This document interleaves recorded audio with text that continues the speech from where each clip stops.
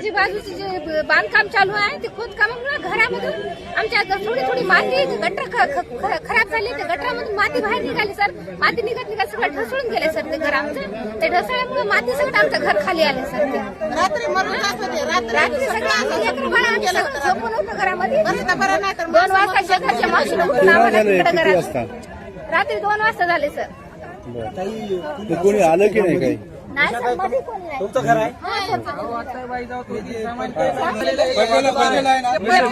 काय काय होतं घरात? काय काय होतं सर त्याच्यामध्ये सगळं सामान आहे. गिलास, वाटी, तांब्या, 2 ग्लास, माझ्या गळ्यातलं मंगळसूत्र, गळ्यातली साखळी, झुमकी, चेन, सोन्याचं सगळं एका डब्यामध्ये राशनच्या डब्यामध्ये आहे सर.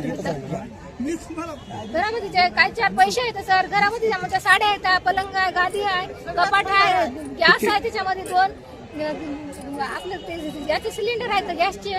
सगळ्या वस्तू आहे sir. Dressing table, dining table. ते मोठं घर होतं सर. आमच्या 2-3 रूमा होत्या. किचन मोठा होता. गॅस सिलेंडर सगळं मध्ये एका जागी जमा आहे सर. किती लोकांचे घरे पडले तुमच्यासोबत? सर फिलहाल तर आता अलीकडच्या साईडचं आमचं आहे. आता नाही म्हणलं तर 20-25 घराला धोका आहे सध्या. असं पडायला सगळं